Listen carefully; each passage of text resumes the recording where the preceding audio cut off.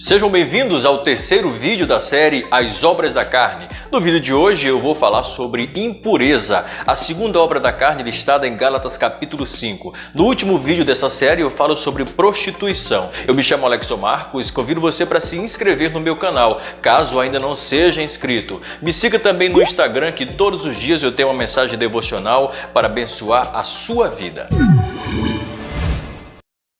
A segunda obra da carne listada em Gálatas capítulo 5, que sucede à prostituição, é impureza.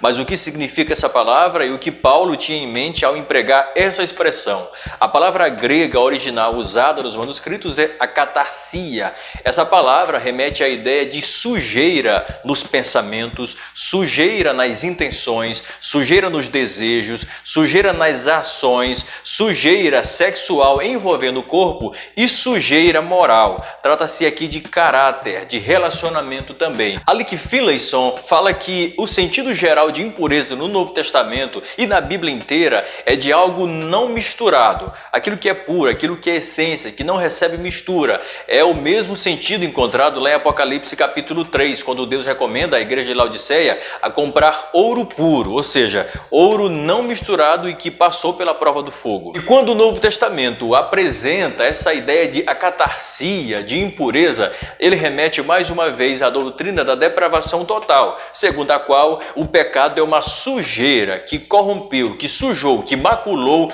todo o ser humano, na sua totalidade, corpo, alma, espírito, desejos, intenções, ações, emoções e tudo. Quando nós vemos em Gênesis capítulo 4, nós vemos uma impureza de intenção. Quando Caim convida Abel para ir ao campo, ele já o convida com uma intenção de o matar. Gênesis 5, versículo 5, Deus viu que a maldade do homem se multiplicou muito e que a imaginação do pensamento do homem era continuamente má. Aí nós percebemos que o pecado atacou o centro da existência humana, que é o seu espírito, que é a sua consciência. Uma vez que o pensamento do homem é atacado, todas as suas ações, que são coordenadas pelo pensamento, elas se tornam automaticamente mais também. Nós percebemos aí que o pecado acabou injetando no ser humano uma carga de lixo tóxico e que o prejudicou completamente. Essa ideia de que o pensamento do homem, de que o coração do homem foi o primeiro a ser atacado, foi desenvolvido por Deus lá no início. Deus já tinha essa ideia apresentada ao ser humano.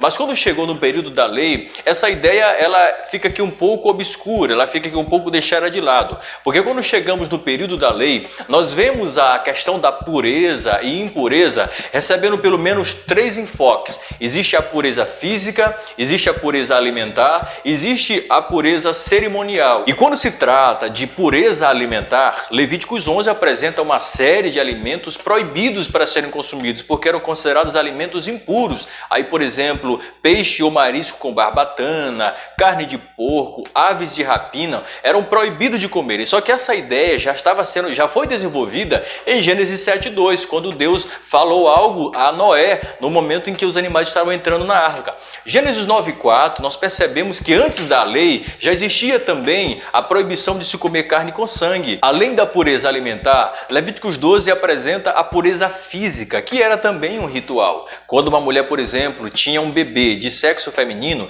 ela ficava 70 dias sem poder tocar em ninguém. Se fosse o homem que nascesse, ela ficava 40 dias sem poder tocar em ninguém e sem poder se aproximar do santuário.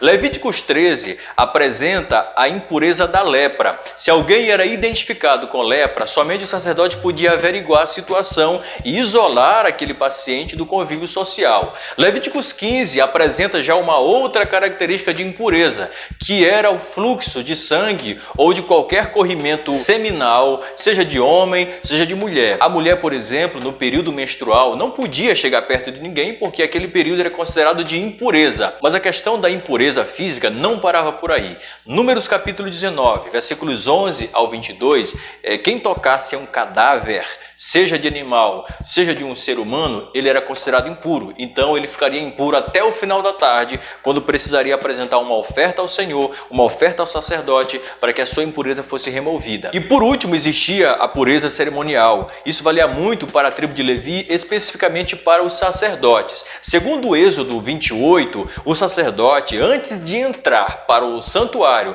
a fim de oferecer sacrifícios a Deus, ele precisaria tomar banho primeiro, do lado de fora. Ele tomava banho por completo, porque naquela época existia aquele preceito de que até para oferecer sacrifícios a Deus, você precisa estar fisicamente limpinho, cheirosinho, para poder oferecer sacrifícios a Deus. E quando ele entrava dentro do santuário, ele precisaria, antes de tocar em qualquer objeto sagrado lá dentro, ele precisaria lavar as mãos e os pés na pia de cobre. E como essa questão de pureza e impureza é apresentada no Novo Testamento? O apóstolo Paulo falou que esses fatos da antiga aliança, do Antigo Testamento, eles servem para nós como figura, para nós que vivemos pela fé no Novo Testamento. Quando Jesus inicia o seu ministério público, no Sermão da Montanha, Mateus capítulo 5, versículo 8, Jesus ele ataca a raiz do problema e bate de frente com os fariseus. Lembra que os fariseus eles valorizavam muito o exterior, as aparências exteriores, mas Jesus em Mateus 5, versículo 8, apresenta a bem-aventurança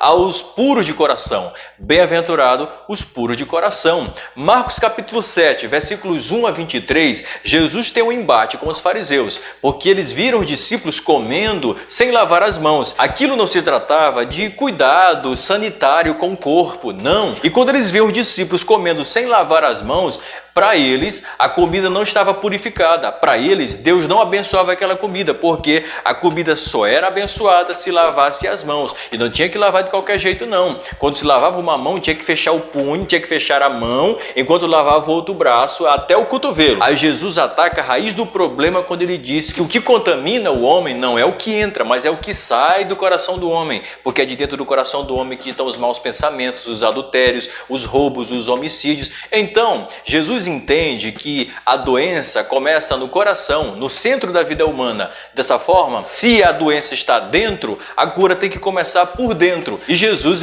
inverte a ordem. Curando o interior, o exterior é purificado, mas primeiro cure a parte de dentro e a parte de fora é curada como consequência da cura do coração. Jesus tocava em cadáver e não ficava impuro. Jesus tocava em leproso e não ficava impuro. Uma mulher do fluxo de sangue tocou nas vestes de Jesus e ele não ficou impuro. Por quê? Para Jesus, isso não passava de uma tradição, de um ritual que agora, na época da graça, precisava ser superado. Aí, Jesus apresenta o conceito de pureza moral, de pureza de coração. Isso não quer dizer que o Novo Testamento está desvalorizando o exterior. Pelo contrário, 1 Coríntios 6,18, o apóstolo Paulo apresenta o nosso corpo como templo do Espírito Santo. E o Espírito Santo não habita em um local que é sujo. Dessa forma, Deus não usa caco sujo. Assim como você não come em um prato sujo, com 3 dias de sujo, Deus também não usa utensílio sujo. E quando nós chegamos nas epístolas paulinas, especificamente em 1 Coríntios,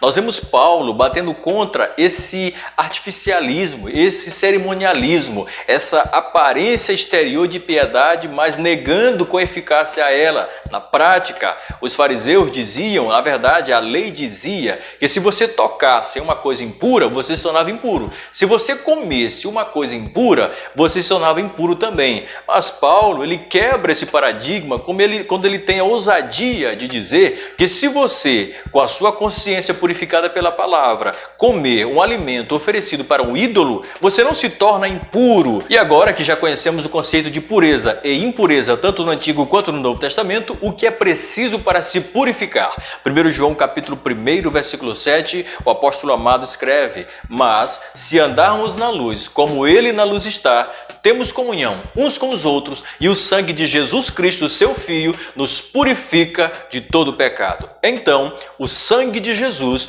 purifica de todo o pecado. Efésios capítulo 5, versículo 26, o apóstolo Paulo fala que Jesus, ele se entregou pela igreja para que purificasse ela mesma pela palavra. Então, a segunda coisa que purifica o homem é a palavra de Deus. Mas uma coisa que eu acho interessante, lá em 2 Coríntios 7, versículo 1, o apóstolo Paulo usa um verbo no imperativo, passando a ideia de continuidade. Ele usa a expressão purifiquemo-nos da imundícia da carne, ou seja, do corpo e do espírito. Isso quer dizer que nós fomos purificados, nós somos purificados, mas nós precisamos nos purificar todos os dias, e isto pela palavra de Deus. Na verdade, o salmista lá no Salmo 119 já dizia isso. Como purificará o jovem seu caminho? Observando conforme a tua palavra. E para nós, o povo de Deus, que foi não apenas comprado, mas purificado e lavado pelo sangue do Cordeiro, resta-nos um privilégio concedido por Deus em sua soberana graça, o privilégio de adentrar ao santuário de Deus. Hebreus capítulo 10, versículo 19 ao 22, um dos textos mais brilhantes do Novo Testamento, na minha opinião. Tendo, pois, ousadia para entrar no Santo dos Santos, pelo novo e vivo caminho que ele mesmo consagrou pelo véu, isto é, pela sua carne, e tendo um grande sacerdote sobre a casa de Deus, aproximemo-nos com inteireza de coração e com inteira certeza de fé, tendo o coração purificado da má consciência e o corpo lavado com água limpa. O escritor não está se referindo à lavagem com água física, a lavagem do corpo. Ele está se referindo à lavagem pela palavra. Até parece que ele tinha em mente Salmos 24, versículo 4, onde o salmista disse que aqueles que entram no santuário são aqueles que entram com as mãos limpas e com o coração puro. Portanto, a impureza é um problema do coração do homem. É por isso que a ordem de Paulo é constante de purifiquemo-nos até o dia da volta de Jesus. Se você gostou desse vídeo, se foi esclarecedor para você, deixe seu joinha, recomende para alguém e escreva nos comentários o que você achou da nossa compreensão a respeito da impureza.